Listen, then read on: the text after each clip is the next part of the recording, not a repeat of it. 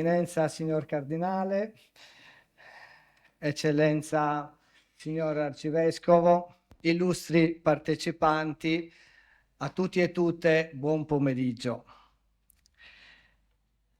È per me un onore essere qui ancora una volta a rappresentare la Facoltà Teologica che in collaborazione con l'associazione Suor Giuseppina Nicoli ha proposto il ciclo di conferenze dal titolo Facciamo l'uomo, una serie di incontri che ci invita a riflettere su temi fondamentali riguardanti la nostra identità, la nostra natura, il nostro destino.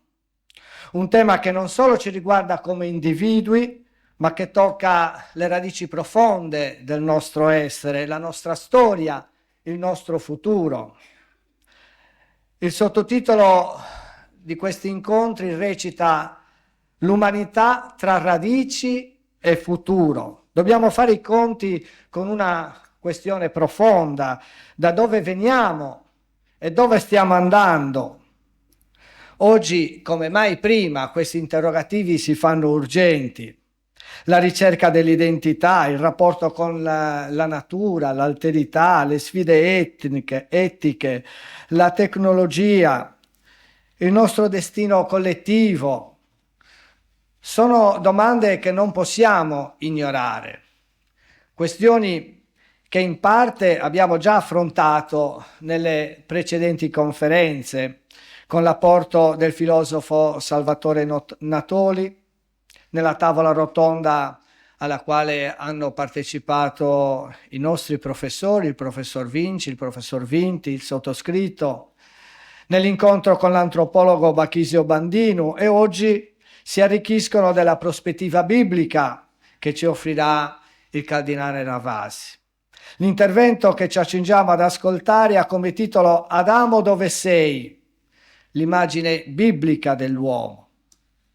Le parole del cardinale ci condurranno alla radice biblica della nostra riflessione sull'uomo. Adamo dove sei?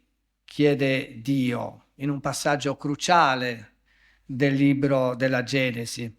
E questo interrogativo ci spinge a fare, per così dire, il punto della situazione. Non è solo una condizione, non è solo un richiamo alla nostra condizione umana, ma una sfida a riconoscere chi siamo e cosa siamo diventati. Il passo della Genesi, in altre parole, ci interroga sulla nostra responsabilità. Oggi più che mai siamo chiamati a rivedere la nostra relazione con la natura, con gli altri, con Dio stesso. La domanda Adamo dove sei potrebbe risuonare anche in maniera più personale. La potremmo sentire indirizzata a noi. Dove siamo noi, come uomini e donne di oggi, rispetto alle nostre radici, alla nostra vocazione, alle sfide del futuro? L'umanità oggi si trova davanti a una duplice sfida, quella di non perdere il contatto con le sue radici spirituali e quella di rispondere con saggezza e responsabilità alle esigenze del futuro. L'intervento del cardinale Gianfranco Ravasi, che ringrazio di tutto cuore per aver accettato il nostro invito, ci aiuterà a riscoprire la bellezza e la complessità dell'uomo come lo intende la Bibbia, a capire come il tema biblico possa essere applicato alle questioni cruciali del nostro tempo. Ringrazio anche il moderatore Ignazio Artizzu, caporedattore di TGR Rai Sardegna, per la sua disponibilità nel guidare questo importante momento di riflessione. Prima di concludere, ricordo che potrete rivedere questo incontro nel nostro canale YouTube della facoltà. Sarà accompagnato anche da una lunga intervista che gentilmente il cardinale mi ha concesso. Ricordo che potrete iscrivervi alla nostra mailing list per essere avvisati dei prossimi incontri. Troverete come al solito fuori un foglio bianco, se volete potrete lasciarci il vostro indirizzo email. E in ultimo avverto anche che la prossima conferenza di questo ciclo, che era prevista per il 14 marzo ad opera del professor Luigi Ferraioli, non si potrà tenere per indisponibilità del relatore.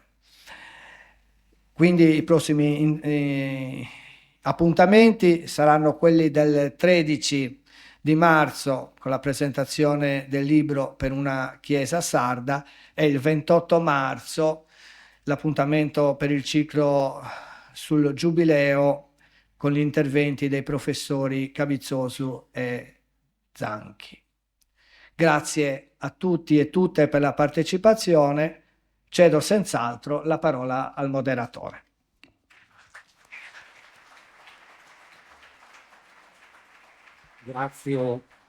Grazie Eccellenza, saluto anche io tutti i partecipanti, Sua Eminenza il Cardinale Ravasi, bentornato a Cagliari, il nostro Arcivescovo Monsignor Baturi, saluto e ringrazio naturalmente Monsignor Mario Farci, è il padrone di casa, al quale tra l'altro a nome credo di tutti rinnovo gli auguri e le felicitazioni per l'alto incarico al quale recentemente è stato chiamato di Vescovo di Iglesias. E presento brevissimamente, naturalmente, il cardinale Ravasi, che a dire il vero non ha bisogno di presentazioni per almeno due buoni motivi. Il primo è che tutti lo conoscono già, perché sia nel collegio cardinalizio che nel mondo ecclesiastico in generale è tra i comunicatori più attivi e ha sempre utilizzato i media per diffondere il Vangelo, ma anche la propria produzione teologica, spirituale e antropologica. Insomma, è un grande comunicatore. Il secondo motivo è che quando si presenta... Grazie, Eccellenza. Il secondo motivo è che quando si presenta un personaggio famoso e prestigioso si elencano anche solitamente le sue pubblicazioni, ma nel caso del Cardinale Ravasi la sua produzione è talmente vasta, circa 150 volumi, che sarebbe veramente un'impresa ardua.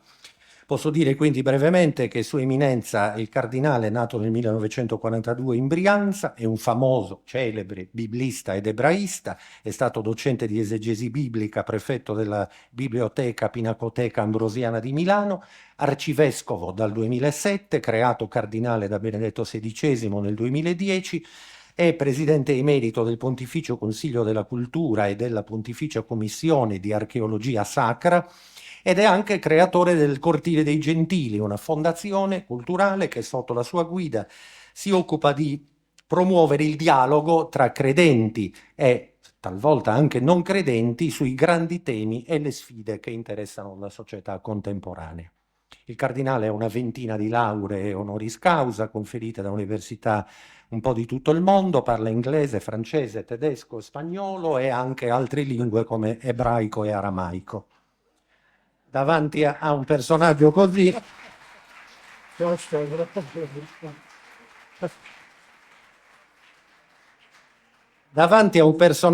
c'è da sentirsi piccoli piccoli, ma io confido nella profonda verità di una celebre frase di Leo Longanesi che lei, Eminenza, ha recentemente simpaticamente anche rilanciato sui social, e cioè un giornalista spiega benissimo le cose che non sa.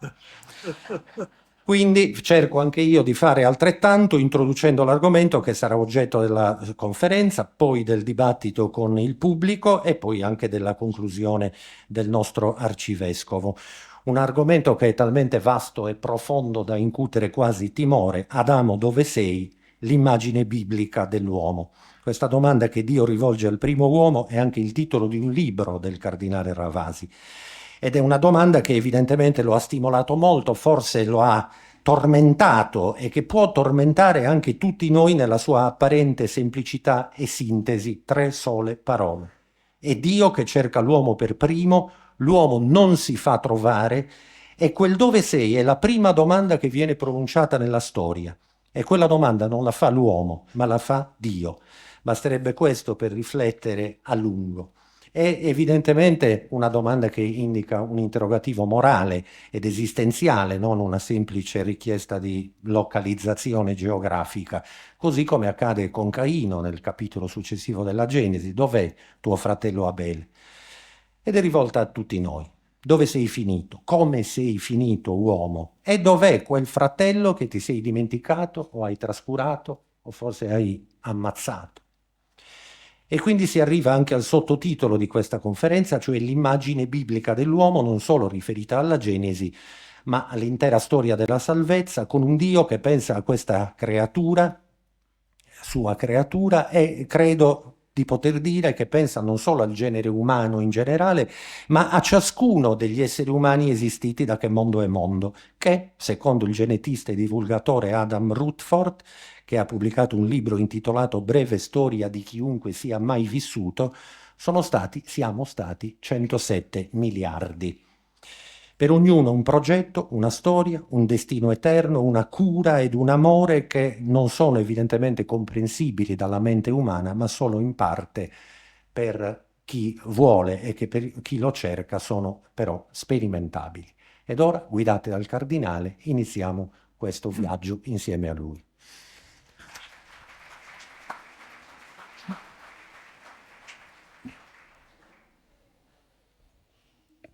La prima parola necessaria è quella dell'essere grati per l'accoglienza che ho ricevuto e soprattutto io comincio già a ringraziare per l'ascolto che mi dedicherete, tenendo conto anche di tutte quelle persone che sono in condizioni così disagiate nell'ascoltarmi stando in piedi. Voi sapete che in italiano esiste una parola che indica qualcosa di insensato, qualcosa di assolutamente privo di razionalità. Qual è questa parola? È la parola assurdo, che deriva da sordo, cioè non ascoltare l'altro. Ed è una delle grandi tentazioni che vediamo ininterrottamente riprodotte purtroppo nella televisione, per esempio nei talk show. Ringrazio per l'accoglienza che ho avuto da quando ho messo piede questo pomeriggio qui a Cagliari, ma anche per queste due introduzioni. Queste due introduzioni e le prendo per la parte più teorica, direi, perché la parte personale era un attentato alla mia debole umiltà, già quello che ha fatto, ma le due dimensioni invece, le due riflessioni sul tema sono già significative. E allora io inizio la mia ricerca, ancora ringraziandovi per l'accoglienza, a partire naturalmente dalla Chiesa di Cagliari presente nel vostro arcivescovo. E vorrei, prima di percorrere l'itinerario non facile che io voglio proporvi, comincerei con una frase un po' strana che vi stupirà. Qualcheduno forse l'avrà già sentita, io l'ho già usata in altri contesti non di questo genere. Tutti conoscono, credo, Steve Jobs, il creatore di Apple, che è morto nel 2011, tra l'altro. Nel 2005 ha tenuto un discorso davanti a una platea, certamente molto più numerosa, forse anche, ma soprattutto costituita solo ed esclusivamente da giovani nell'interno dell'Università di Stanford. Ebbene, concluse, questi giovani erano adoranti, pensate che cosa significava Apple, che cosa significava la nuova comunicazione. E lui concluse con queste parole che vi traduco. La tecnologia da sola non basta. È nel connubio tra tecnologia e arti liberali, nel matrimonio tra scienze e discipline umanistiche a darci quel risultato che fa sorgere un canto dal cuore. Vedete, certo, è importante la scienza, la tecnica, mi piacerebbe anche fare un discorso su questo, ma noi questa volta faremo un discorso umanistico. E lui diceva che se volete veramente che la persona sia tale, ha bisogno anche di questo discorso. E qui comincia la mia difficoltà, che già confessava Monsignor Farci, e come di fronte a un tema, una domanda così, la prima giustamente che c'è nella Bibbia, proprio all'inizio stesso, in principio, come riuscire a trovare un percorso, una risposta, una mappa tale da poter essere contenuta nell'interno di uno spazio limitato come quello di una conferenza. Le vie sono tantissime, le risposte sono complesse e mutevoli. E non dimentichiamo mai che ciò che noi trattiamo adesso era stato definito in una maniera veramente straordinaria già nel VI-V secolo da Democrito di Abdera, che aveva definito l'uomo così. No, lo dico in greco e lo comprendete tutti. Anthropos mikros cosmos. È il suo frammento 34. Veramente l'uomo è questo microcosmo. Pensate soltanto a partire da questa modestissima scatola cranica che contiene poi un materiale cerebrale molto limitato, però al suo interno ha tra gli 80 e i 100 miliardi di neuroni, tante quante sono le stelle della Via Lattea, della nostra galassia, quindi un microcosmo. E allora avrei deciso di prendere 2 pagine, poi ne terrò una sola perché il tempo non è possibile, se vogliamo svilupparlo bene dobbiamo anche percorrere queste pagine in una maniera un po' articolata. Avevo pensato di fare, prima di tutto, qui è stato citato anche in apertura, la pagina archetipica, quella del titolo anche, la pagina prototipica, che è quella di Genesi, soprattutto Genesi 2-3, partendo proprio da quel Hayekah. In ebraico non c'è Adamo, c'è solo Hayekah. Dove sei? Un avverbio con il pronome personale. E naturalmente questa è la via che seguirò.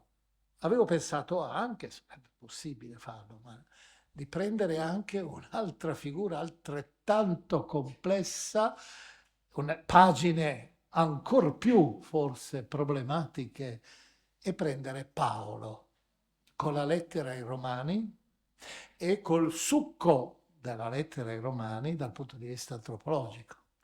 E questa sarebbe stata un'impresa ardua. Adesso voi perdonatemi, io adotterò, purtroppo essendo abituato, una buona parte della mia vita è stata questa, legata alla funzione accademica, se sarò un po' didascalico, un po' didattico. E comincerò subito con una definizione di queste 2 pagine che è squisitamente teologica, tecnica teologicamente.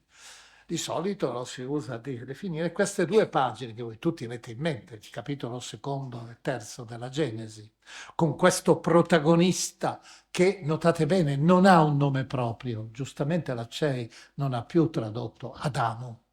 Non è un nome proprio. In ebraico, ecco l'articolo Adam. Quindi vuol dire l'umanità, l'uomo, in quanto tale, con la U maiuscola. Letteralmente sarebbe colui che ha il color ocra dell'argilla, rossastro dell'argilla, perché viene tratto la materialità dell'uomo, viene sottolineata.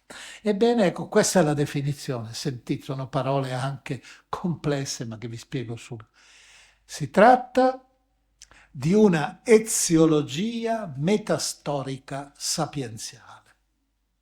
Così è la definizione sintetica del genere. Mentre noi siamo abituati a considerarlo come un racconto storico persino, del primo uomo e così via, no? È qualcosa di più sofisticato.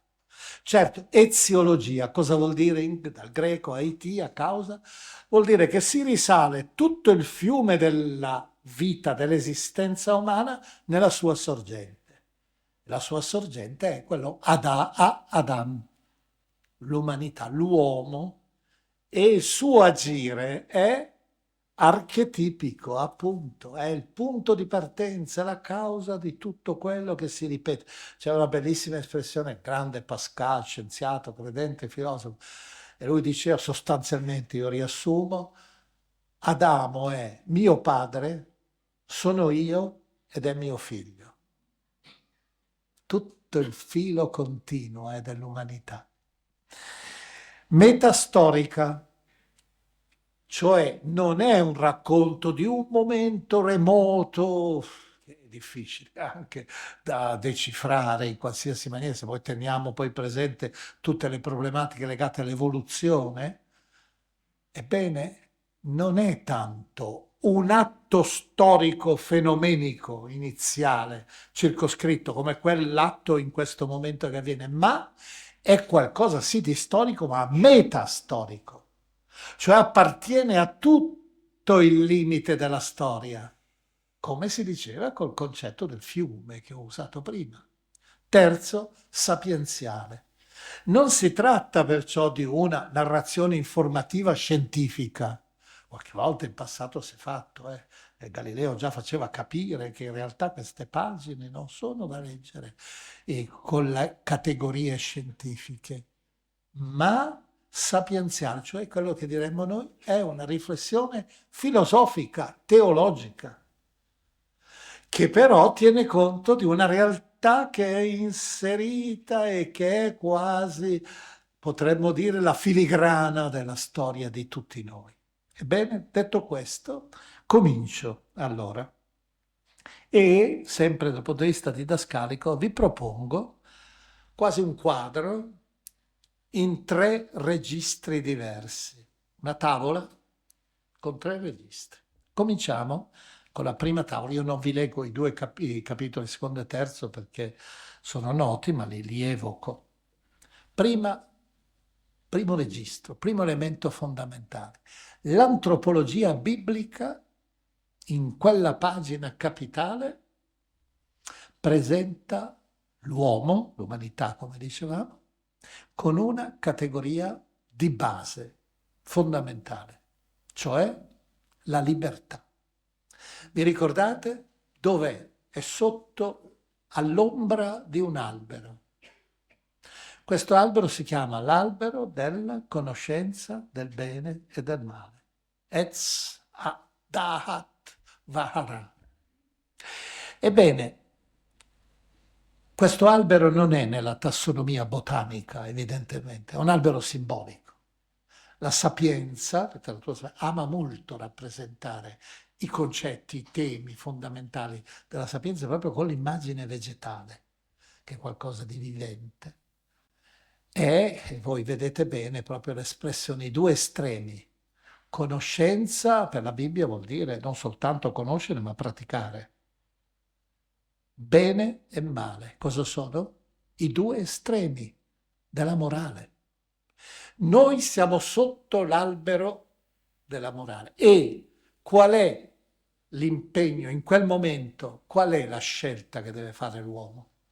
O riceve il frutto, Dio glielo dà, ed è il concetto oggettivo di verità, di bene e di male. Cioè è in sé, è dato da Dio, ci precede e ci eccede. Bellissima quell'immagine, tra parentesi, per spiegare il concetto che usa Platone nel Fedro, quando deve parlare della verità. Cosa dice Platone? Noi, uomo, e su un cocchio, 2 cavalli, la ragione, i sensi, e corre nella pianura della verità conquistando orizzonti sempre nuovi. Vedete che la verità è la pianura, è qualcosa. Tu che cosa devi fare? Devi ricercarla e poi la fai diventare soggettiva. La verità in sé, va bene, sì, deve esserci, ma poi devi conquistarla. Ecco, per questo motivo l'uomo e la donna, in questo caso accanto, perché accanto anch'essa è protagonista nella stessa maniera, dovrebbe ricevere ciò che è bene e ciò che è male. Che cosa fa l'umanità? Lo fa anche in questo momento, anche ai nostri giorni. Strappa il frutto e decide in proprio ciò che è bene e ciò che è male. Lo costruisce in proprio. C'è una filosofa americana che lo diceva in maniera molto suggestiva, dice l'uomo che cosa fa? Pratica è simile al ragno. Il ragno costruisce da se stesso, dal suo interno con un filo, la sua ragnatela. Il ragno vicino la costruisce al suo modo. Viene il vento, lo porta via, lo ricostruisce magari in maniera diversa. Vedete la verità o bene e male come elementi soggettivi che vengono continuamente sottoposti a una fluidità mutevole. Diverso invece è questo, tu hai la libertà di accogliere o no, quindi moralità e immoralità, il dono. E qui io commento e finisco già questo primo registro fondamentale da ricordare sempre. La libertà è fondamentale, è radicale nell'interno della Bibbia. Non lo è nelle culture circostanti.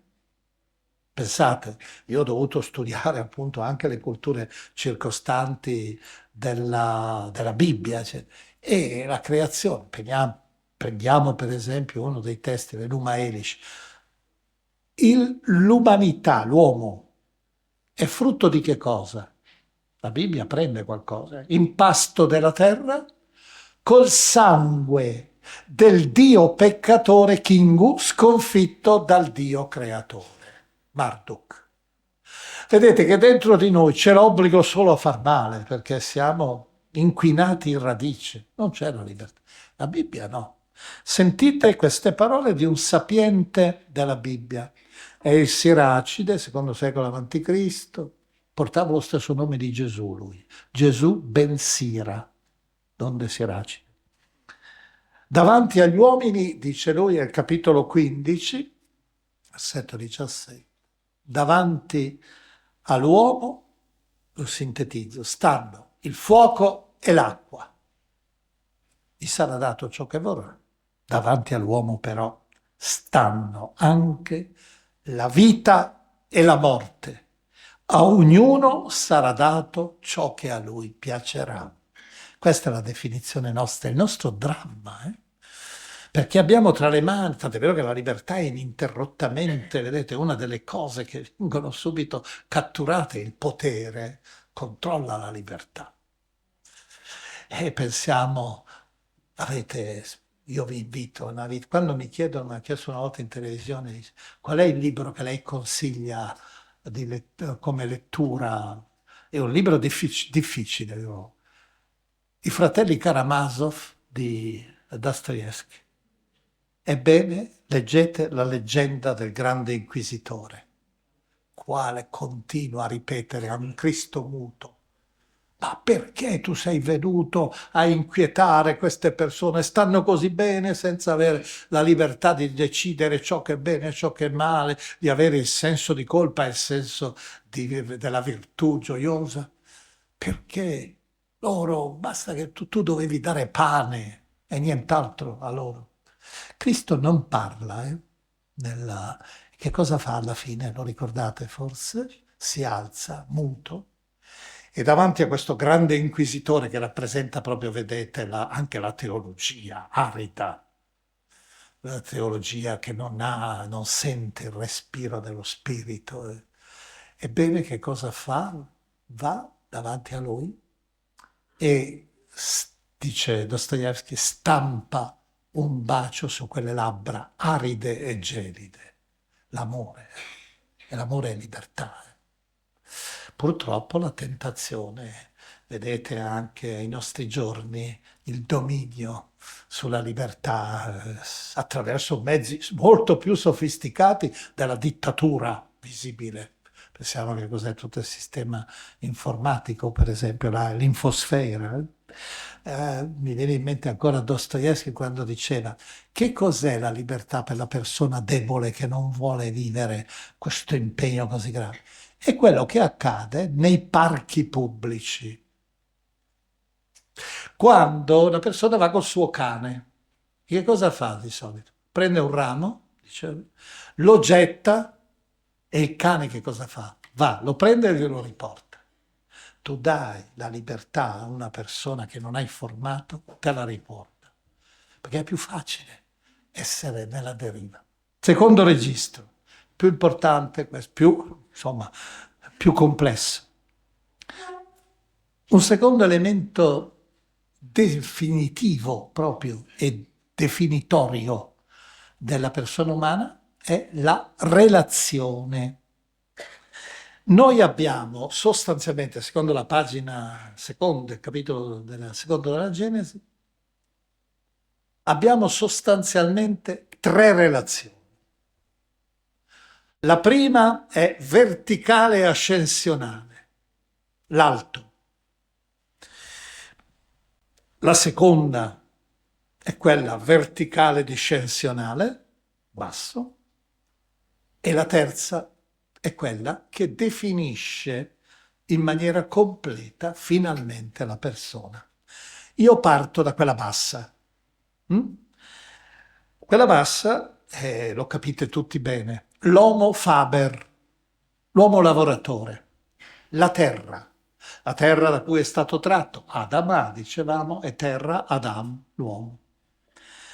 E qui nella Bibbia c'è Papa Francesco ha scritto la Laudato Si, ed è stato interessante questa sua scelta di introdurre nel dibattito teologico e pastorale il tema ecologico che non era presente sostanzialmente e che adesso, vedete, viene negato da alcuni potenti. E l'ha riproposto e qui la Bibbia è chiara su questo. Pensate, adesso vi faccio alcuni esempi soltanto. Se voi leggete Genesi 2,15, l'uomo viene collocato nell'interno del giardino, dell'Eden, e che cosa deve fare? Avad v'shamar, coltivare e custodire. Vedete, trasformare, non che devi tenere tutto come se fosse, no, anche perché devi vivere lì, trasformare, quindi lavorare e però conservare, custodire. E c'è una bella parabola della tradizione musulmana che dice: quando Dio creò il mondo e mise l'uomo in questo grande giardino, dipende dalla Bibbia, in questo l'Eden, no? E disse all'uomo: tutte le volte che tu commetterai, vedi la libertà che non è tanto esaltata nella teologia musulmana, ogni volta che tu farai una colpa contro il tuo prossimo, un peccato, io lascerò cadere un granello di sabbia. E l'uomo disse, gli uomini poi, col passare del tempo, ma cos'è mai un granello di sabbia in questo immenso pianeta, in questo immenso giardino? E continuano a commettere i peccati. E Dio cosa fa? Continua a lasciar scendere un granello di sabbia. Qual è la conclusione di questa parola? Ecco perché crescono continuamente i deserti. È vero questo. Ancora, se volete, sempre per esaltare questa, dare nome agli animali. E questo è un altro elemento significativo, perché la scienza antica era definire gli animali, il mondo in cui tu sei inserito con un nome, davi il nome tu, per cui in quel momento cominciava ad esistere. Tant'è vero che i papiri egizi antichi, scientifici, sono lunghi elenchi di nomi. Però voi fareste un'obiezione a questo punto. Se prendiamo il capitolo primo della Genesi, 1,28, voi ricorderete anche che si dice che l'uomo è posto sulla... soggiogate tutta la terra. Ancora, dominate tutti gli animali, Genesi 1,28.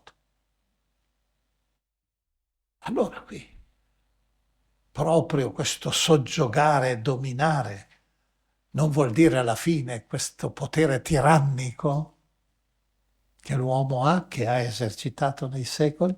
Beh, questo è anche vero che la Bibbia considera centrale la figura umana. Tant'è vero che la figura umana è dominante, si parla della natura, ma è sempre cornice. Ma i due verbi, se sono studiati meglio, sono interessanti anch'essi. Soggiogare in ebraico è kabash, e kabash come primo significato ha esplorare, mappare, insediarsi. E capite che questa è una cosa un po' diversa. Il compito di esplorare, il compito di conquistare la terra, coltivare. E l'altro, il verbo radà, che è dominare, è il verbo che si usa anche per il pastore che guida. il gregge.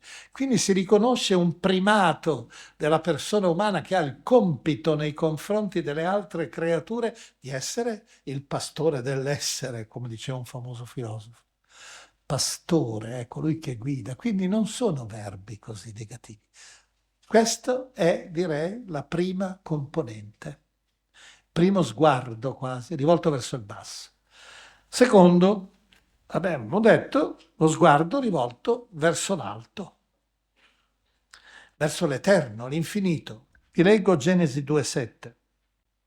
Il Signore Dio plasmò l'uomo con polvere del suolo e soffiò nelle sue narici, e qui io mi fermo, perché di solito c'è un alito di vita, la traduzione, che è anche vero.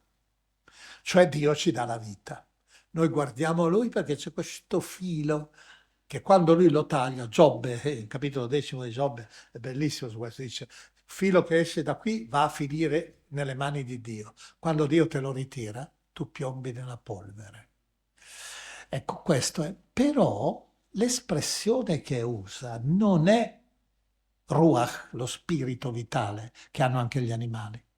No, il termine che viene usato è Nishmat Chaim, che letteralmente vuol dire qualcosa che è spiegato. Io adesso non lo traduco perché è difficile, dovremmo tradurlo un po' come autocoscienza, la coscienza di sé. Perché è definito così, la Nishmat Chaim nel libro dei Proverbi, capitolo 20. La Nishmat Chaim scruta i recessi oscuri del ventre ed è una lampada del Signore. Vedete, Dio ci dà qualcosa che è anche suo, la coscienza di sé. Scrutare, l'immagine è molto barocca, molto orientale, il ventre, l'interiorità, noi diremmo anche il subconscio. Però vedete, Dio ci dà non soltanto la vita, ma anche questa capacità di giudicare quindi alla fine il bene e il male. E allora ecco che la persona umana non è corporeità, la cosa più importante per la Bibbia. Per la Bibbia noi non abbiamo un corpo, noi siamo un corpo. Tant'è vero che parla poco dell'anima la Bibbia. E che cosa dice subito dopo quel versetto che ho citato? E l'uomo divenne un essere vivente, che in ebraico c'è proprio nefesh, che è il vocabolo anche che indica l'anima, ma indica di solito la persona. La persona ha dentro di sé questa dimensione che abbiamo chiamato anima, ma che, come ho detto, vedete, è più complessa, è vita ed è anche coscienza. Ma, dice la Genesi, capitolo 2, giunto alla sera della sua avventura di Homo faber, lavoratore, e di Homo religiosus, però è chiaro, la Bibbia dice che l'uomo era triste. Non aveva trovato un aiuto che gli corrispondesse. Guarda verso l'alto, verso Dio, il basso, le meraviglie, ma gli manca qualcosa. Ed ecco allora, come sapete tutti, la creazione della donna. E qui vorrei, proprio alla definizione, questo è l'elemento centrale, direi, del racconto, e anche ai nostri giorni. Io ho visto proprio, è stato citato il Cortile dei Gentili, una delle difficoltà fondamentali che ci incontriamo quando dobbiamo trattare temi antropologici, una delle difficoltà preliminari è questa. Non esiste più un concetto di natura umana condiviso. Ormai è molto fluido anche in questo caso. Pensate, la teoria del gender ne è un esempio. Tutto, insomma. E allora non è più come una volta, c'era agere sequitur esse, l'esse, diceva Tommaso d'Aquino sulla scorta di Aristotele, l'essere, la struttura. E da questa deriva l'agere, l'agire, la morale. L'ontologia precede la deontologia, se vogliamo parlare difficile. Cioè l'essenza è la base dell'atto morale successivo. Ora questa essenza è molto incerta. Ebbene, la natura umana adesso, se la vogliamo ancora un po' ricostruire, ricostruiamola partendo proprio dalla relazione. è fatta per essere con. C'era un filosofo francese che è morto 3 anni fa che diceva: noi siamo eredi tutti di Cartesio. Cogito, lo sapete tutti, cogito ergo sum. Ergo sum. Dice no, però bisognerebbe, oltre a questo che è fondamentale, l'autocoscienza, dicevo prima, dovremmo anche più spesso cominciare a declinare con cogito sì, ergo cum, sono con un altro, devo pensare con un altro. Ed ecco che difatti l'uomo maschio in questo caso, comunque diciamo l'uomo col suo simile, col prossimo, quando vede accanto a sé, ecco che capisce che finalmente è avvenuta l'ominizzazione, è veramente uomo completo, l'umanità, Adam completo.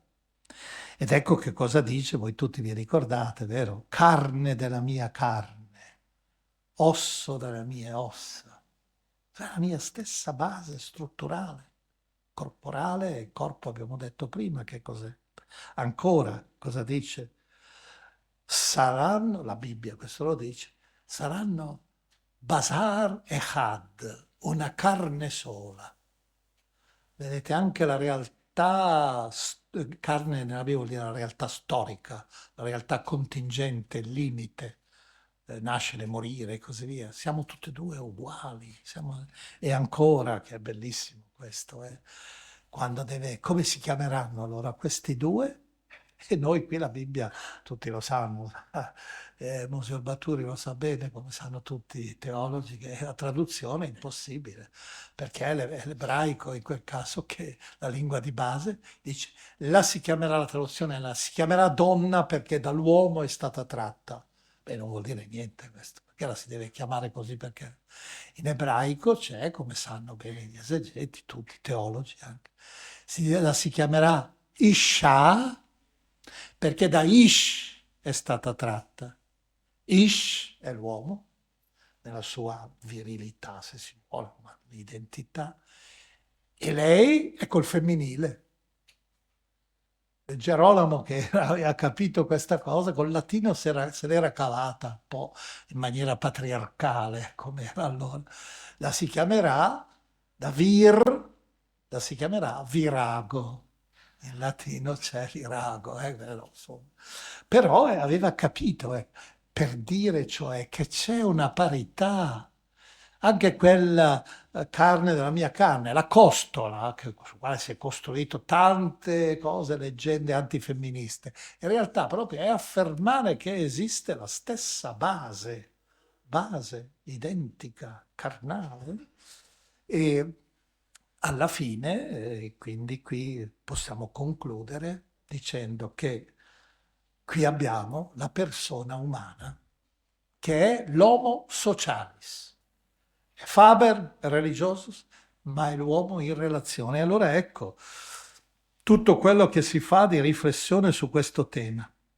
Qui lo lascio un po' a voi, anzi qualcosa forse avrete già fatto negli incontri precedenti, fa delle cose molto belle su questo caso. Un mio amico che ha parlato per primo qui, ma ha parlato d'altro mi pare in questo caso, Natoli, filosofo Salvatore Natoli, che su questo ha scritto delle cose molto belle sul tema dell'amore fondamentalmente. Noi sappiamo che i pronomi personali sono io, tu, noi. Non io soltanto, che è il dominante. Ed eppure sono tu, si intende. Io, tu, noi. Che sono questi da usare ininterrottamente. Un filosofo francese, Ricoeur, ha detto giustamente, in quel tu ricordatevi di non mettere solo il tuo prossimo, ma anche il terzo, diceva lui. Quello che è al di là, non della prima frontiera, nella seconda, ma tu non lo vedrai mai, non saprai mai chi è. Anche lui è il tuo tu necessario per la tua relazione, perché tu sia. E un altro filosofo importante, mi pare che è stato fatto questo discorso francese, anche lui, Levinas, è stato fatto nelle conferenze precedenti, nel dialogo, mi pare, il tema del volto. Se noi ci guardiamo nel volto, scopriamo, lui diceva non solo la comune umanità, ma diceva anche una cosa molto più profonda, la comune indigenza. Cioè lui ha bisogno di me, io ho bisogno di lui. Noi siamo tutti e due limitati. Ed è per questo che il tema dell'amore diventa, per l'antropologia cristiana, ma non soltanto, l'antropologia biblica diventa fondamentale per definire la persona umana. E su questo si potrebbe a lungo parlare. Io soltanto vi ricordo l'Antico Testamento in una battuta e il Nuovo Testamento in un'altra battuta, o se si vuole in due battute che uniscono tutte e due. Quella dell'Antico Testamento la prendo da un libro a me particolarmente caro, che è Il Cantico dei Cantici. Quando la donna, che tra l'altro è lei, la protagonista, che conduce le danze dell'amore, ebbene la donna, 2,16 e 6,3, lo ripete 2 volte, dice questa frase, che tra l'altro in ebraico, sapete che in ebraico non, sapete, insomma, vi dico che non esiste la rima. La rima, la metrica è la rima, sì, lo si fa qualche volta. La metrica, lungo breve, come si insegnava per il latino e il greco, è invece una metrica non quantitativa ma qualitativa, è il suono, come la musica. Quando fai poesia dovresti fare delle parole che siano belle, che suonino. E allora la donna dice, voi che non sapete l'ebraico, almeno tranne alcuni si intende, però provate un po' ad ascoltare e tenendo presente solo questa cosa. Il pronome personale di prima persona in ebraico ha il suono I, come per noi, io, mio, I. E il pronome di terza persona ha il suono O. Sentite cosa dice la donna, adesso io ve lo dico, poi dopo vi traduco. Dodi li va anilo e dodiv e dodili. Avete sentito continuamente I, Dodi è l'amato. Dodi li va anilo e dodiv e dodili. Che vuol dire? Il mio amato è mio e io sono sua. Io sono del mio amato e il mio amato è mio. Vedete, la donazione reciproca. Questo è veramente l'amore, non di possesso, evidentemente, e non un amore vago, perché è proprio i due che si abbracciano. Per questo dice la donna, ponimi come sigillo. E sigillo era la carta d'identità, allora la tua carta d'identità sono io. Senza di me tu non sei pieno, perfetto, e viceversa. Ecco perché dico, è Nuovo Testamento, voi tutti, questo lo sapete, ama il prossimo tuo come te stesso, questo è ancora l'Antico Testamento, che va nel Nuovo, e Gesù però fa un passo ulteriore l'ultima sera della sua vita terrena, quando nel cenacolo, Giovanni 15,13, dice non c'è amore più grande di colui che dà la vita per la persona che ama, superando quindi il comandamento ama il prossimo tuo come te stesso, perché vai contro te stesso, devi essere pronto anche a sacrificarti. È ciò che fa la madre, se deve salvare, mentre sta annegando, insomma, deve salvare lei o il figlio, tenta di salvare il figlio, prima di tutto, se è veramente madre. E questo è l'amore, e questo livello alto dell'amore. Ecco, per questo ho insistito tanto su questa terza relazione, perché è la definizione forse completa che fa da ponte anche col Nuovo Testamento e che ci insegna una cosa che ai nostri giorni purtroppo difficilmente si riesce a far capire, soprattutto anche le giovani generazioni, ma non solo. Cioè che noi, persone umane, giunte a questo livello, terzo livello che ho descritto, l'homo socialis, abbiamo 3 potenzialità diverse nella relazione all'altro. C'è prima di tutto la sessualità, la fisicità. che è importante. Se la vita non continuerebbe. C'è un bel proverbio medievale che in latino diceva, ma è maschilista, ma comunque, appetitus ad mulierem est bonum donum Dei. Il desiderio verso la donna è un bel dono di Dio, il desiderio fisico, si intendeva, appetitus. Però questo vale per gli animali. Ma noi abbiamo un'altra dimensione, secondo anello di questa collana. L'eros. L'eros, secondo il linguaggio, direi, pieno greco, non quello che usiamo noi. Eros, per la Bibbia, indicava l'amore, cioè indica soprattutto la dimensione di tenerezza, di delicatezza, di passione, di sensibilità, di volontà, di estetica, la scoperta della bellezza dell'altro. E questo è un elemento proprio di ciascuno, tipico di ciascuno, perché per esempio il volto della tua donna, di un uomo o viceversa, l'uomo, a te dice molto, a me non dice nulla magari, perché in quel momento tu riesci a intuire attraverso il fascino, attraverso la tenerezza, anche la delicatezza. Purtroppo pensate che cosa vuol dire ai nostri giorni la tenerezza, come se Papa Francesco l'ha ricordato più di una volta. E pensate, quando mio papà era in guerra, insomma io ero appena nato, lui era dovuto andare subito, l'avevano mandato in Sicilia, al primo fronte, lui è antifascista, per cui volevano farli eliminare. Il risultato è stato contrario, perché appena arrivavano gli alleati si fuggivano. Ebbene, scriveva mia mamma, noi abbiamo ritrovato le lettere, dopo tanto tempo sono con le mie 2 sorelle, e queste lettere non dicevano in pratica niente, perché poi c'era la censura, eccetera, che non si poteva dire granché, però era proprio solo la tenerezza dei sentimenti. Si erano appena sposati, avevano generato me, e io ero solo con mia mamma, e in quel momento proprio la comunicazione avveniva. Ma adesso col cellulare come fai a scrivere le cose col linguaggio pittografico così essenziale, così ridotto? Ecco perché anche qualche volta la comunicazione. E da ultimo, evidentemente, c'è l'agape, l'amore, o la Bibbia dice Ava, quello che diceva la donna del cantico. Ecco, l'amore che cos'è? È donazione totale. Arrivo all'ultimo registro mio. Sono un po'. Abbiamo fatto come primo elemento la libertà. Secondo elemento la relazione triplice.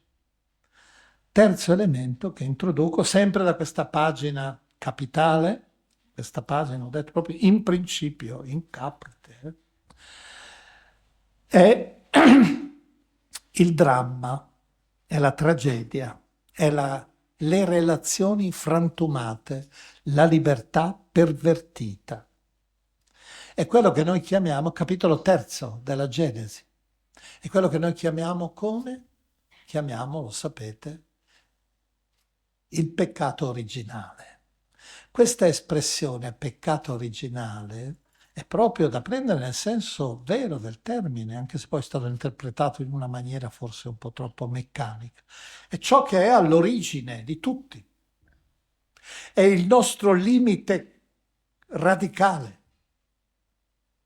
È appunto questo peccato che poi si manifesta. Come si manifesta questo peccato, questa colpa? Si manifesta rompendo le 3 armonie che abbiamo definito prima, le 3 relazioni.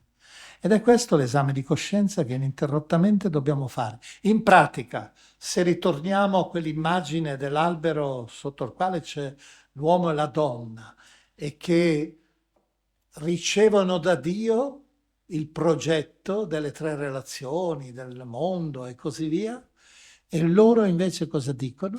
Beh, faremo noi un altro progetto, un progetto alternativo. Ed ecco allora le armonie infrante, ed è l'unica cosa. Io vi leggerò adesso solo i testi biblici e voi sentirete come quelle 3 relazioni prima sono tutte spezzate. Relazione verso il basso, ricordate, la terra? Dio all'uomo, Genesi 3,17.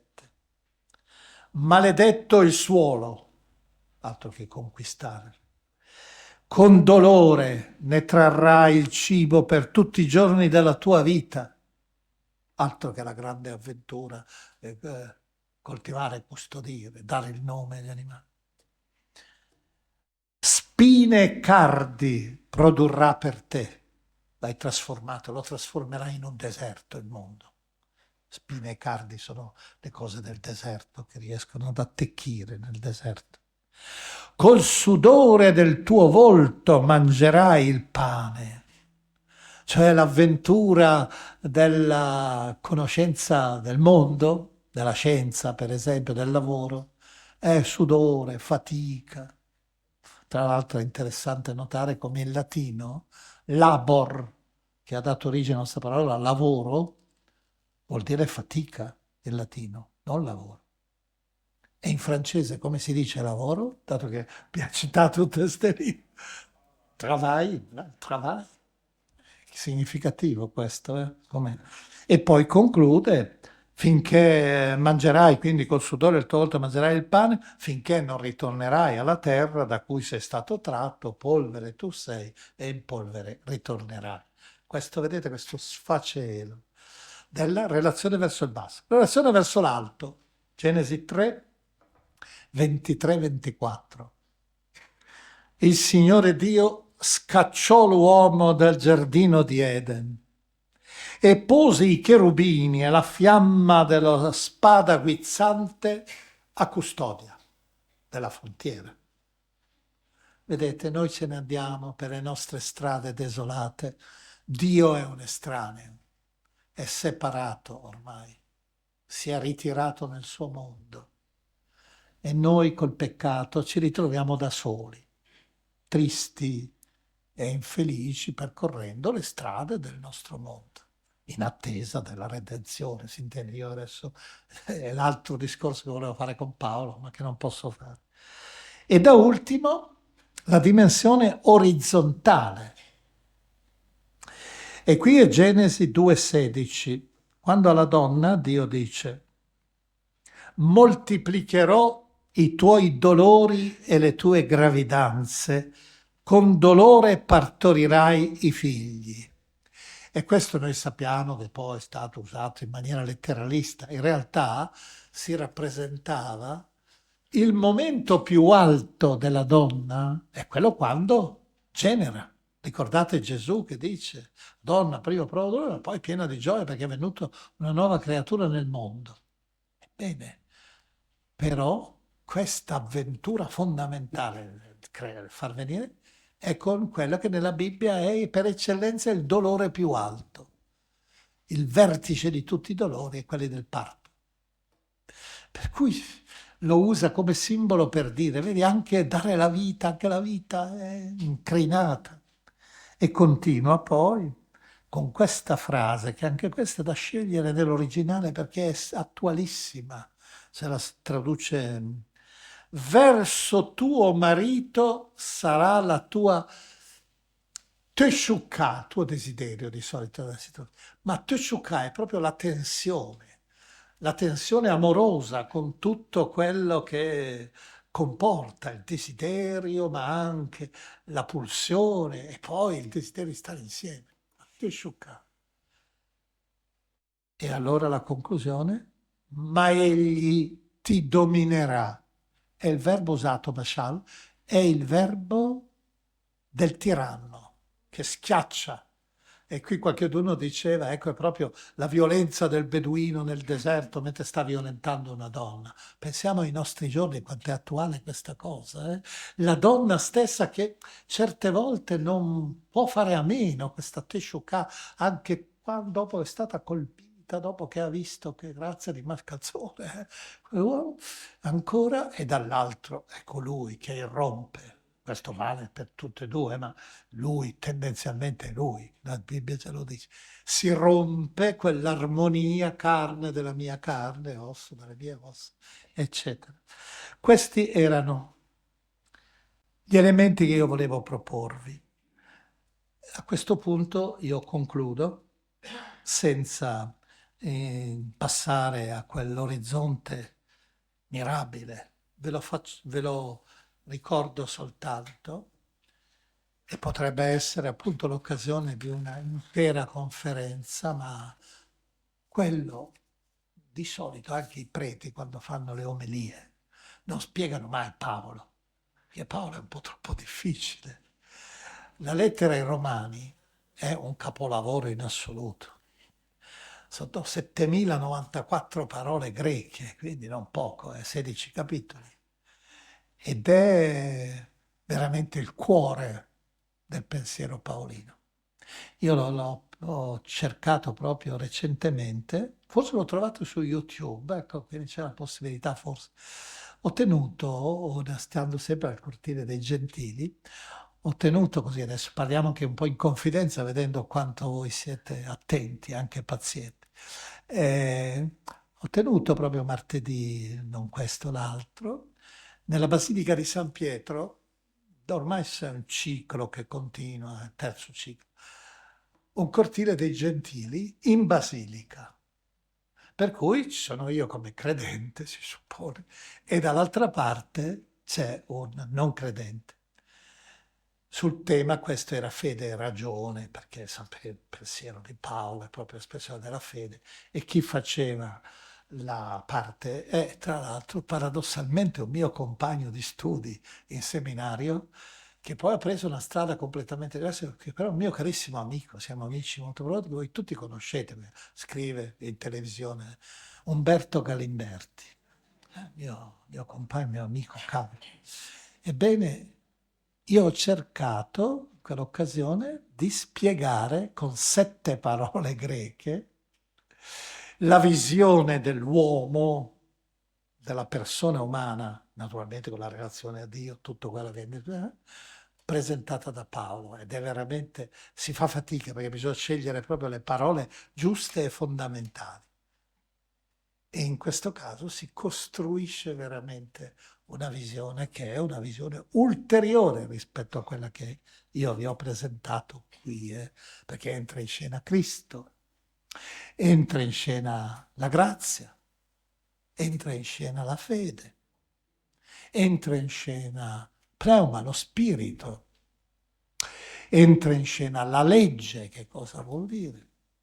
Entra in scena la giustificazione, l'essere giusti, e così via. Ecco, che cosa vuol dire? Ecco, come sia necessario questo tema che vi è stato proposto vi permetterà perciò di fare un altro ciclo, magari proprio anche sia per il pensiero filosofico, teologico, c'è tantissimo da dire sempre, ma anche biblico, perché effettivamente è un orizzonte sul quale si può continuare sempre a ricercare. Io concludo adesso però, finendo qui, e idealmente vorrei, come ho fatto durante questo discorso, convocando anche persone diverse dalla cultura, perché io sono fermamente convinto che è necessario che la Bibbia sia in continuo confronto con la cultura contemporanea, vorrei far venire qui idealmente su questo tavolo alcune figure che dicano qualcosa di sintetico alla fine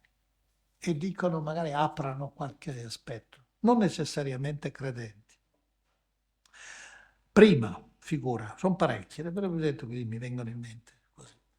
Erich Fromm, questo filosofo, psicologo anche, eccetera, che ha scritto un libro interessante, pubblicato nel 1947, Dalla parte dell'uomo, una lettura che fa tanti anni fa.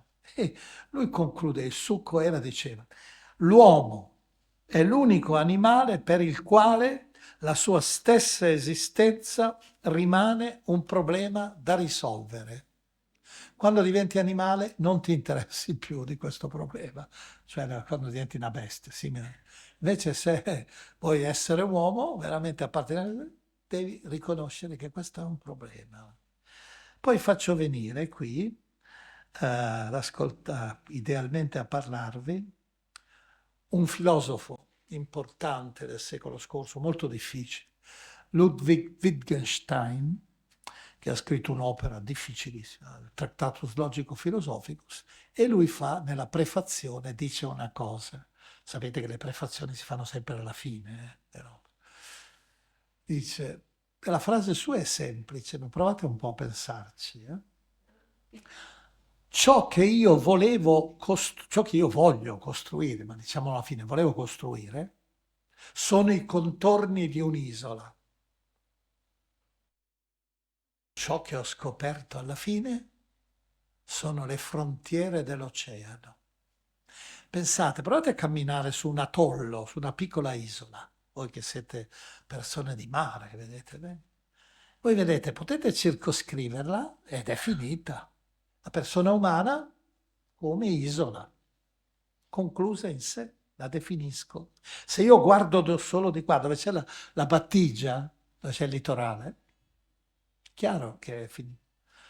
Ma se io voglio veramente capire che cos'è quest'isola, devo guardare anche dall'altra parte e vedo che su quella spiaggia battono le onde dell'oceano, quindi dell'infinito, dell'eterno. Non sono credente del mistero dell'universo.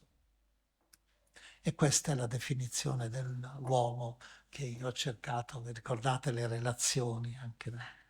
E da ultimo vorrei far venire due in contemporanea, un credente e non credente, che ci dicono un tema che io non ho trattato e che sarebbe un altro capitolo molto complesso, cioè, diciamo con la parola tecnica, l'escatologia. Qual è il destino ultimo nostro? Qual è la frontiera? Qual è l'altra faccia della vita rispetto a quella rivolta verso di noi? L'escatologia. Pensate all'Apocalisse, ma non so, Gesù stesso rappresentando il regno dei cieli, il regno di Dio, che è qui, piantato bene qui, ma con la capo là. E allora vorrei proprio due testimonianze che ci dicono questo bisogno e ci dicono anche purtroppo come questo bisogno del domandare al senso ultimo, che senso ha questa vita? Anche se magari dici che dopo non c'è nulla, però interrogati. Ed è Kierkegaard, questo filosofo, ho usato molto i filosofi perché sono quelli che fanno pensare, oltre ai teologi si intende, ma è meglio l'altro campo. Kierkegaard nel suo diario, io l'ho citata spesso questa immagine, quindi forse l'avrete già sentita, nel suo diario descrive la sua società così, pensate, 1800 siamo, prima metà, pensate se non è applicabile anche oggi. La nave ormai è in mano al cuoco di bordo e ciò che trasmette il megafono del comandante non è più la rotta, ma ciò che mangeremo domani. Guardate la televisione su questo, è significativo. Noi continuamente sappiamo tutto, come dobbiamo vestirci, mode, eccetera, e ciò che mangeremo. Ah, qual è la rotta? E allora, a questo punto, e finisco così, lasciando la parola a un ateo puro, anzi, persino un po' anticristiano, persino, ed è una grande figura della cultura del secolo scorso. Si tratta di Bertolt Brecht, drammaturgo celebre, l'opera da 3 soldi, ricordate? Io mi ricordo quando ho fatto il Cortile dei Gentili a Berlino, e uno dei momenti in cui si faceva doveva fare un dialogo nel Deutsches Theater, che è il teatro dove lui, il suo teatro. E il direttore, quando l'ha fatto salire sul palco, aveva detto, nella tomba Bertolt Brecht si gira angosciato perché dice che un cardinale salga sul suo teatro dove ha fatto le sue opere più famose. Ebbene, però, finisco con le sue parole, lascio le sue, quando in una sua poesia, in questo caso, dice, ha questa immagine, è un'immagine, cercate di capirne Il messaggio ultimo, non ve lo spiego, ma è facile da capire. Lo lascia sospeso perché lui non può dirlo. Nelle poesie, tra l'altro, ha rappresentato anche Cristo coi poveri in una camera, la vigilia di Natale, gente misera. Quindi su questo forse nei confronti di Cristo, come ho detto, è difficile riuscire ad essere proprio anticristo, anche l'anticristo di Nietzsche non è poi così. E lui dice così: io sono seduto ai bordi della strada. L'autista sta cambiando la ruota. Io non so da dove vengo e non so neppure dove vado. E allora, perché attendo con tanta impazienza il cambio della ruota? Grazie.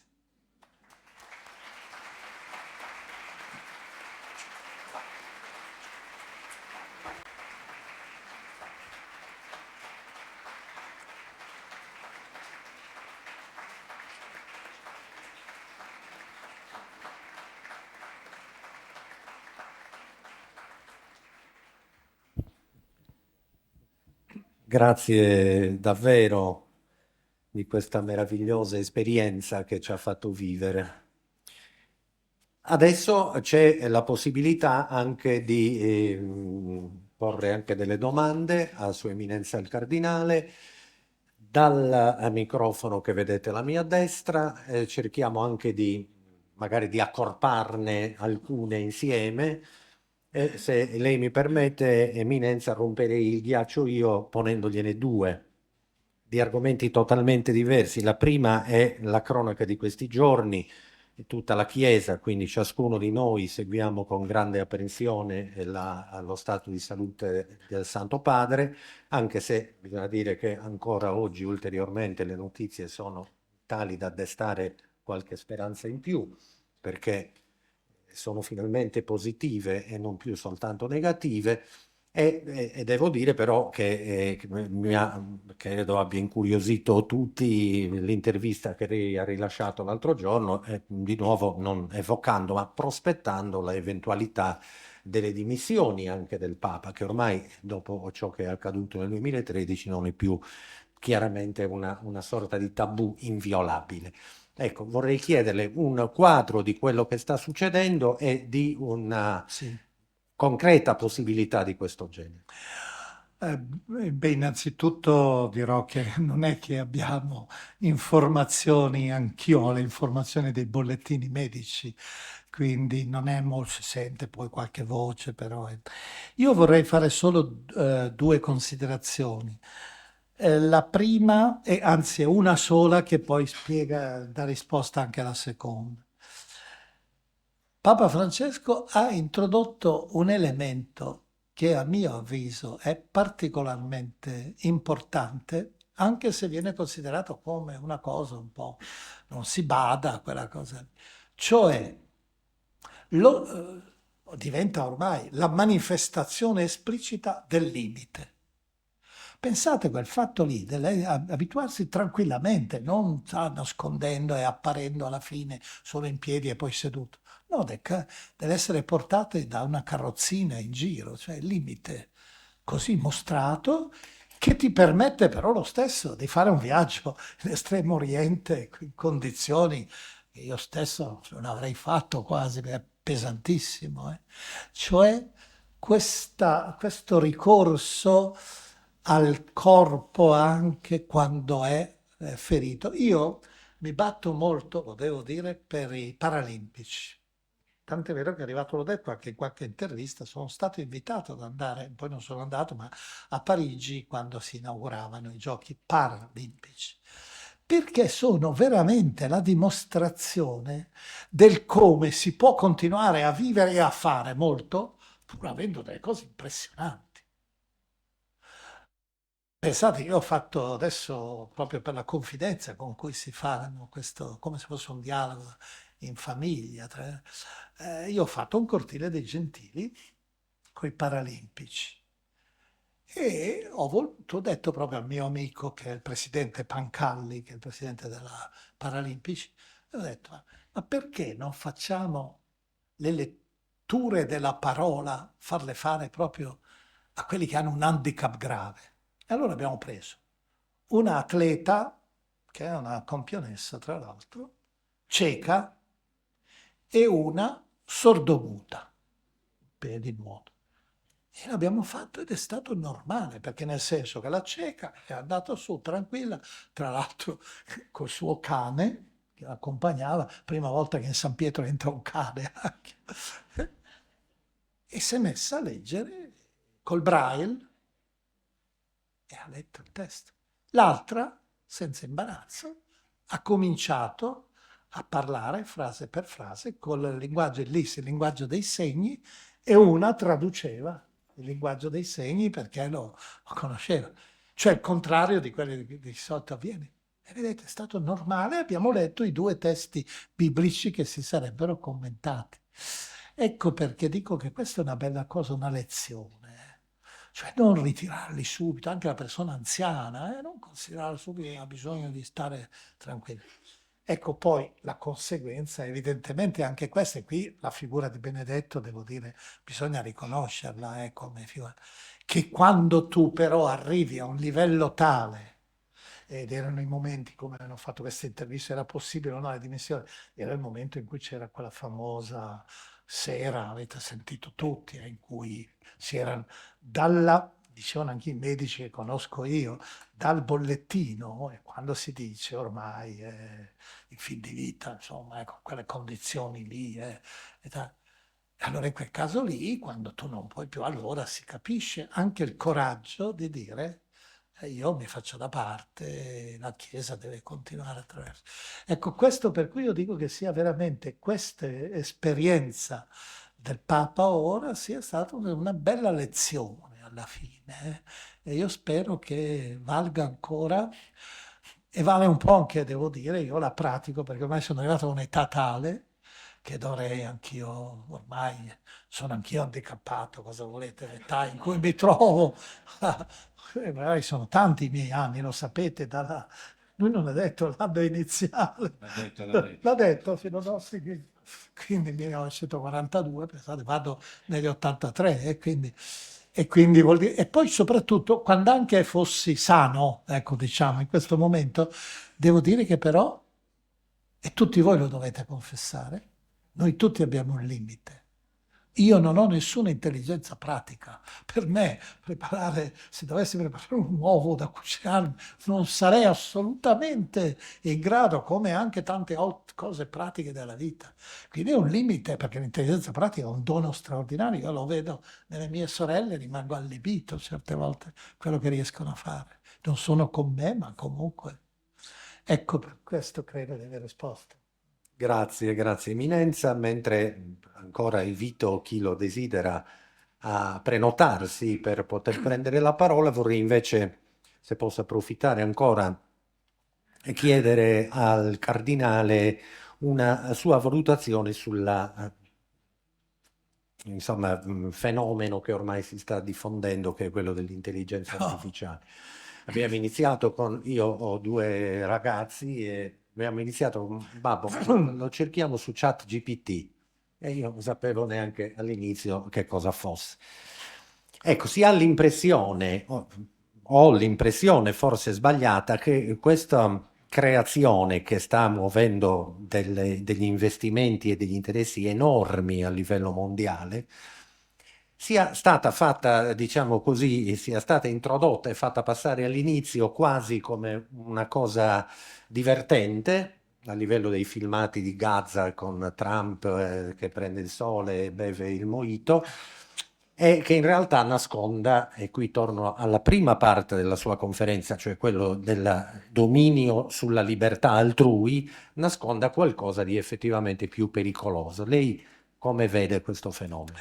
Beh, certamente anch'io come lei, guardi, mi sono messo anch'io dove studiare, ancora tutto da capo, soprattutto per quanto ho cominciato apposta con la citazione Steve Jobs perché proprio sulle scienze e la tecnologia moderna. Uno della mia generazione non sa nulla, ha dovuto ricominciare ancora da capo a studiare la grammatica, si può dire. E su questo, quindi per cui il discorso si dice che è complesso, sarebbe sterminato, ma in questo caso è vero che è complesso. Ed è così fluido perché anche in questo caso gli orli sono tutti mutevoli, in mutamento. Lei ha citato ChatGPT, ma adesso è superato, quindi si va anche oltre. Quindi, parlavo con un professore del Politecnico di Milano, che conosco bene, che parlava adesso di quale sarà il cellulare del futuro. Per fortuna io lo uso talmente poco, solo per il mio autista lo uso, non uso mai. Ma si potrà benissimo, altro che il Trojan adesso, si potrà persino con un sistema proprio riprodurre, senza che quell'altro lo sappia evidentemente, la scena in cui sei inserito.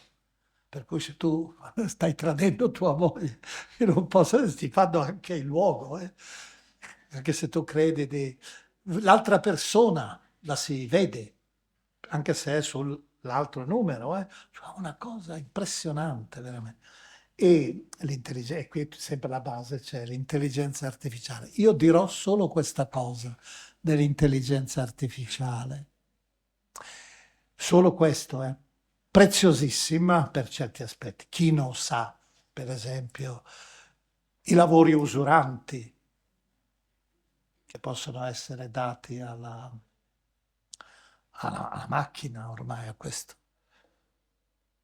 Pensiamo a tutta la medicina, per la medicina, la robotica medica. Si può operare a distanza ormai tranquillamente, grande specialista, sta operando un mio amico, sposato io, che è anche medico al Gemelli, adesso era a Milano, e fa adesso con l'Africa, insegna ai medici là, fa gli interventi, lui sta qui e attraverso il sistema informatico riesce a guidare, a intervenire lui se quelli sbagliano, intanto imparano però i medici africani. Quindi è prezioso. Ma ecco, faccio un esempio solo del rischi, del dominare o meno, e lo faccio con un esempio anche in questo caso che rende più l'idea. È un film, tra l'altro questo è stato un film. Si decide di colpire da parte di una potenza, di colpire alcune sedi terroristiche. E quindi si fa la mappatura, quante sono, eccetera, e così via. E poi dopo, in questo caso, si manda un drone. Questo drone va. Lui ha, e questo è l'elemento più delicato e complesso, l'algoritmo aperto. Cosa vuol dire? Che può decidere su un'infinità, certo l'uomo gli ha dato un'infinità di possibilità, però decide lui, questo o quest'altro, in quel momento lì. È come una persona umana che decide. Ebbene, questo drone ha deciso tra tutti questi punti, ha scelto uno nel deserto dove c'è una tenda, lì ci sono pericolosissimi, sono dei capi, eccetera, e lui sta venendo da lontano, sta vicino. Solo che pochi minuti prima, mentre sta per avvicinarsi, una ragazzina su un sentiero, la pista del deserto, va con la verdura da vendere, vede una tenda, vuole portare, vendere, realizzare qualcosa. Domanda, ecco, il drone cosa fa? L'uomo, supponiamo un uomo che è invece che ha il missile sul suo aereo, vedendo la bambina, che sicuramente deve ucciderla, chiaro. Cosa fa? Probabilmente va a cercare un altro, si ferma.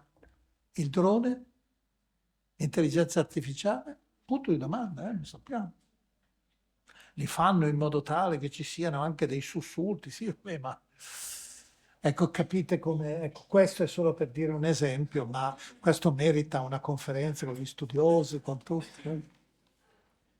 Bene, Sua Eminenza è disponibile, come anche potete vedere, ne ho approfittato anch'io, a rispondere su molti argomenti. Credo anche che sia un'occasione che non ci si può lasciare sfuggire, quindi abbiamo ancora un po' di minuti a disposizione e invito chi lo desidera prego, ad avvicinarsi e a fare la domanda da quel microfono.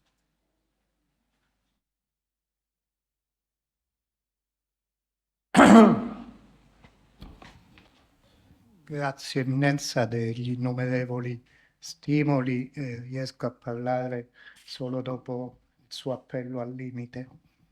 Fra le tante cose che mi hanno colpito, il suo richiamo a questo corpo, a questa carne nel racconto della Genesi,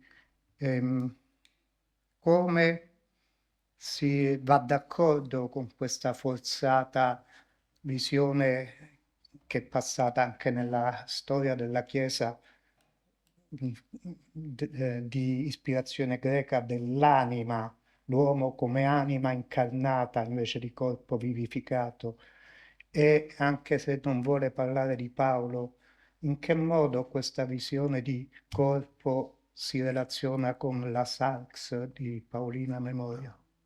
Grazie. L'avrei sviluppato questo tema proprio molto. No, allora proprio dirò semplicemente poco perché prendo proprio la coda perché è la cosa più significativa. Noi in Paolo abbiamo prima Corinzi 15 e poi nell'interno di Romani 7-8, per esempio, capitolo 7-8. Paolo distingue tra alla maniera, quindi non più greca, lei ha ricordato giustamente, nel mondo greco c'è questa discrasia, questa dialettica tra corpo e anima, soma, sema, eccetera, corpo, tomba dell'anima e così via. Paolo dice invece che ci sono tre componenti. C'è l'uomo, insomma, lui parte sempre dal soma, che è l'elemento, e qui è biblico in questo caso, soma, che è però con la concezione greca, non greca ma biblica, l'essere della persona, che è soma psychikon, ha una psiche dentro, ha un'anima. La traduzione di Gerolamo è veramente suggestiva, curiosa. Homo animalis. Per noi sembra l'uomo, no, invece l'uomo con l'anima, vuol dire. Quindi, primo, soma, secondo, psiche, terzo dice, però, Dio può anche introdurre nell'interno di questa creatura umana, che è fatta un corpo e una dimensione, lui intende la psiche anche in senso molto lato, anche la vitalità e così via, pneuma, che è lo spirito di Dio, per cui diventi, dice ai Romani, figlio adottivo, figlio, puoi dire Abba padre, perché hai uno spirito non da schiavo, ma... Vedete che sono tre componenti, allora c'è lo spirito anche. E lo spirito lo dà a tutti e il fedele però lo sente, lo fa crescere dentro di sé, non lo fa morire. Lei giustamente ha ricordato, e finisco, la sarx. Per Paolo, a differenza di Giovanni, Vangelo di Giovanni, il verbo carne divenne, kaiologos sarx egeneto, divenne carne. Là è il significato di corpo, nell'interno di esistenza biblica. Per Paolo invece dà un significato tutto diverso, che avrei dovuto spiegare in quelle 7 parole ideali che ho spiegato in quelle 7 parole. Ed è per lui invece la radicale peccato originale, ecco, la radicale debolezza morale della persona, la radicale peccaminosità. Noi siamo come un terreno corrotto, dal quale spuntano l'amartia, i peccati, la zizzania. E questa è la visione sua, e questa è ulteriore, ed è le lettere ai Romani. Quindi tutto quell'altro si combina anche con questo, perché dentro di noi c'è anche questo principio che è quello che descriveva in Genesi capitolo 3. Grazie Eminenza, c'è ancora la possibilità, prego.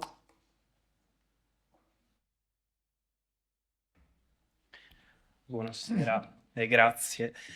Lei, introducendo il terzo punto, quello della relazione, ci ha detto che dalla sua esperienza forse si può individuare da questa, dalla relazione, il punto di contatto e il punto di partenza per un dialogo con uomini e donne di altre fedi oppure anche con i non credenti.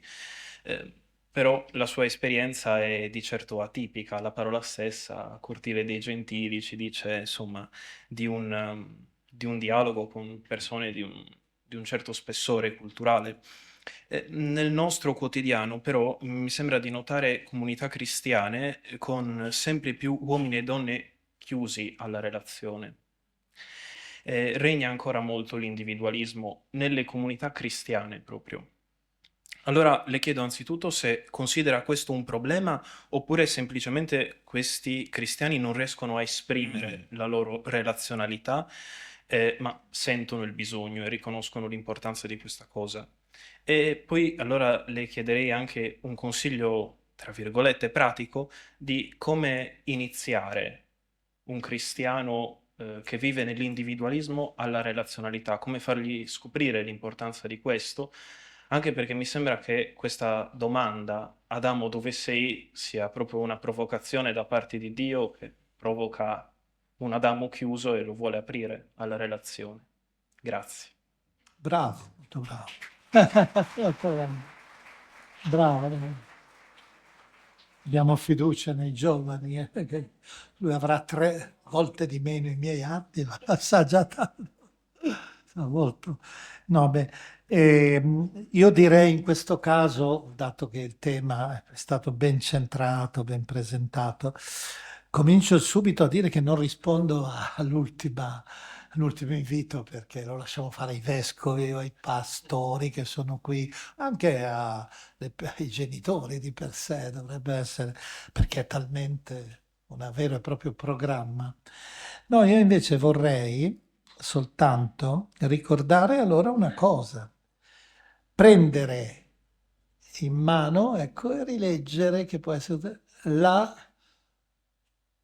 l'enciclica Fratelli Tutti, perché è costruita proprio, se ricordate, è costruita proprio su, la prima parte, un mondo chiuso, è la descrizione del mondo chiuso, che è la grande tentazione dei nostri giorni. La solitudine è una delle grandi malattie, l'egoismo. Un altro pensatore un po' critico, anzi, pensate, lo conoscete tutti, è stato mio alunno, è stato anche diventato anche entrato come sacerdote, poi dopo ha abbandonato, adesso è su percorsi diversi, ma lo sapete tutti. Avete già capito chi è Mancuso, no? È stato mio alunno, bravissimo, intelligentissimo, e lui ha scritto in un'intervista, che ho appena vista, gliel'ho detto, sei stato bravo su questa cosa. Dice, viviamo in un mondo che ha perso la lettera D, perché ormai Dio è diventato, cadendo la D è diventato io, e l'altare è quello dell'egolatria. Ecco, un mondo chiuso in se stessi, è vero, un mondo anche, si vede, sovranismi, nazionalismi, tutte queste forme di autotutela. E la seconda parte dell'enciclica è invece le norme per un mondo aperto. Ecco, su questo io direi che la pastorale, appunto, operativa deve proprio seguire un po', gli vengono date molte indicazioni, per vedere come si deve passare dalla tentazione molto più facile del grembo protetto, questo vale anche per la Chiesa, l'oasi, stare nell'interno dei luoghi dove ci sono, dove c'è la preghiera, la liturgia, tutto bene, una bella cosa. Mi è stato chiesto anche, non so, giustamente, l'elemento rituale è importante. culto, pensate alla bellezza della liturgia. E su questo giubileo è bellissimo anche vedere, io le vedo dalla mia finestra, questi gruppi di pellegrini che vanno per la Porta Santa e così via. Però l'aspetto rituale, che è bello, eccetera, non deve finire lì, ecco, la speranza, cioè la necessità di uscire e di entrare nella piazza ed essere capaci di vivere la solidarietà, ma anche vivere il dialogo, il confronto con l'altro, scoprire i valori dell'altro e così via. Grazie, credo ci sia ancora la possibilità almeno di un'altra domanda. Signora, prego.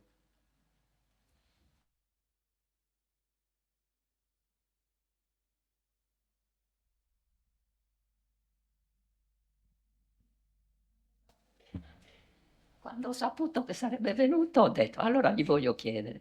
Ho letto la sua intervista sul Corriere della Sera di ottobre a Cazzullo e mi ha allargato il cuore quello che lei dice sui Vangeli, insomma, che sono un'interpretazione teologica, non sono cronaca storica. Circa. No, beh, E non sono proprio così. meravigliata della sua risposta alla No, domanda di Cazzullo su rivedremo i nostri cari parenti. E lei ha risposto certo. Ecco, questo certo mi ha colpito. Vabbè, forse certo, anche l'altro non è proprio così.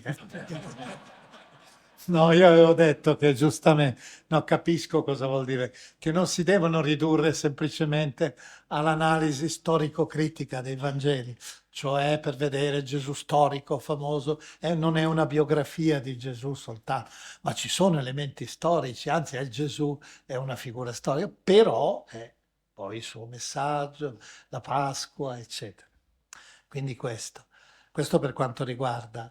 Per quanto riguarda quell'altra domanda che tra l'altro veramente ho visto che angoscia, cioè, Cazzullo, che lo conosco bene evidentemente, perché quel libro lì che è diventato il Dio dei nostri padri, è diventato... Sapete cos'è capitato a un mio amico in una libreria di Roma, portata a Feltrinelli? Lui è lì, c'è una signora che arriva dentro, io voglio il libro di Cazzullo, dov'è il libro sulla Bibbia di Cazzullo? E lui dice, guardi, ne vendiamo talmente tanti che in questo momento non ne abbiamo una copia, sta per arrivare, arriverà tra un'ora, ancora uno stock. E il mio amico gli dice a questa signora, dice, ma chieda una Bibbia almeno, chieda la Bibbia. E il libraio dice, ma forse non ce l'abbiamo.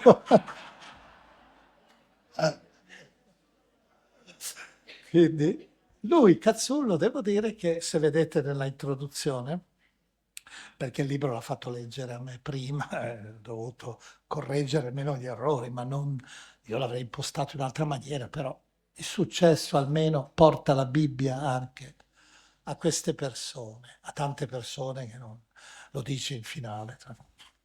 Ecco, lui gli è venuta l'idea di scrivere mentre era con suo padre moribondo, vero lo dice l'apertura. E suo padre gli fa la domanda su questa cosa e il padre gli risponde proprio così.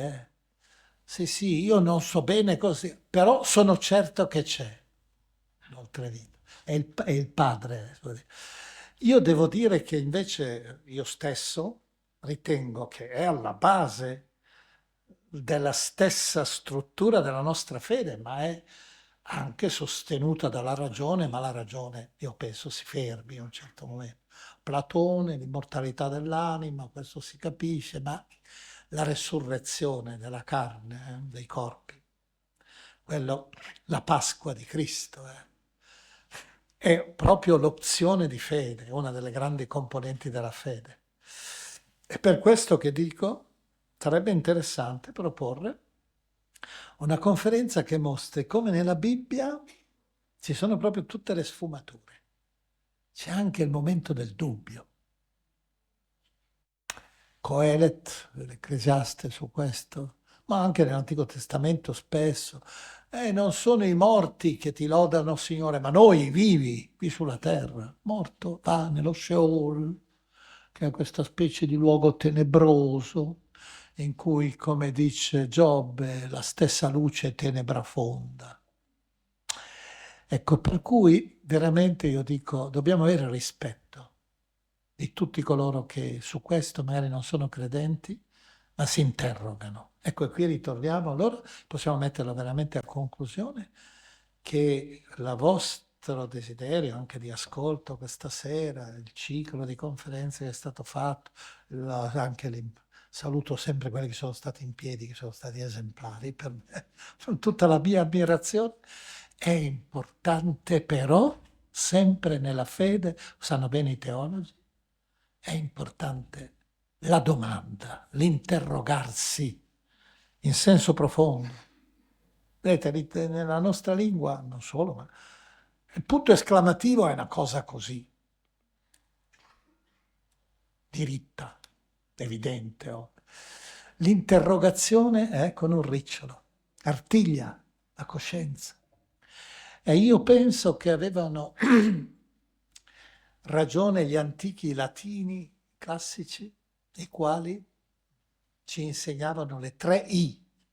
E concludo con queste, le 3 I, che non sono, come si dice adesso, non so, internet, inglese, impresa. No, dicevano, interrogare, intelligere, invenire. Vedete, prima domandarsi sempre, questi corsi sono preziosi, questi momenti, il corso di teologia, interrogarsi,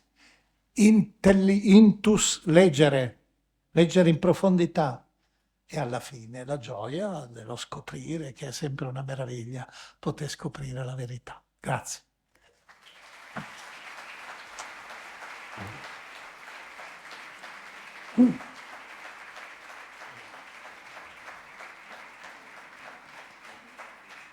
Grazie a Sua Eminenza il Cardinale, davvero di cuore, credo di interpretare il sentimento di tutti nel sentirci tutti arricchiti grandemente dalle parole che ci ha voluto regalare.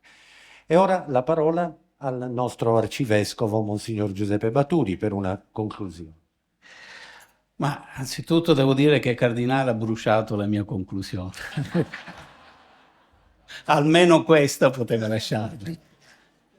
Perché quando ho scoperto che dovevo concludere avevo davanti il titolo Adamo dove sei? E ho detto alla conclusione c'è il punto di domanda, che è la vera conclusione, che è la ragione per cui siamo qui, per cui siamo venuti, per cui abbiamo goduto queste 2 ore, non per una consumazione estetica di parole colte dette bene, ma perché acqua pura versata su terreno arido, quindi desiderio.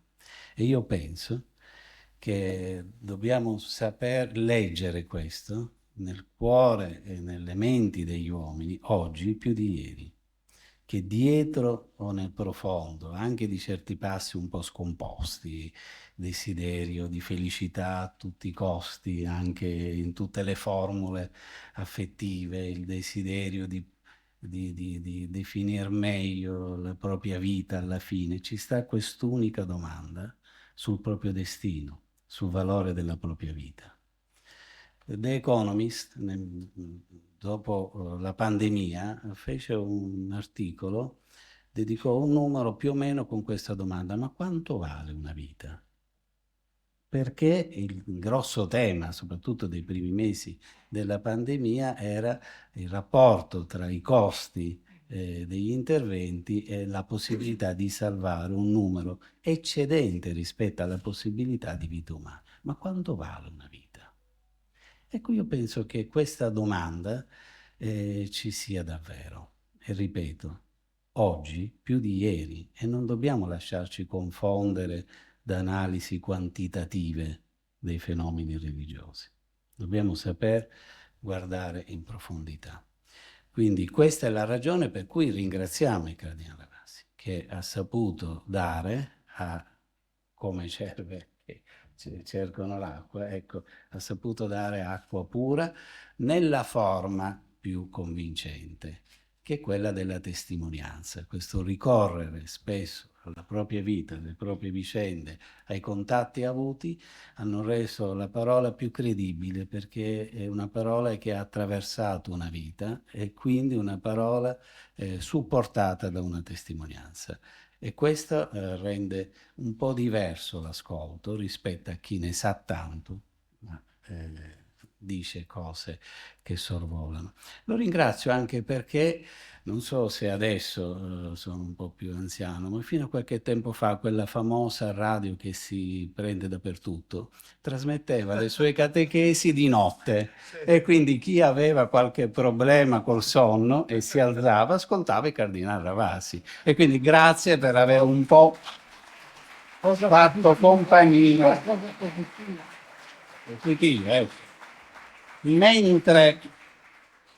Mentre noi riposavamo, lui parlava, e quindi una cosa importante. Concludo davvero con una citazione, così almeno mi do delle arie. Sant'Efrem il Siro, inno per la terza domenica di Pasqua. Colui che disse ad Adamo: dove sei? Si è volontariamente rivestito di un corpo di carne. È salito sulla croce perché l'ha voluto, per cercare colui che era perduto. È sceso agli inferi dietro a lui e l'ha trovato. L'ha chiamato e gli ha detto: vieni dunque, o mia immagine e mia somiglianza. Che l'interrogativo sull'uomo non può che attrarre lo stupore per Cristo.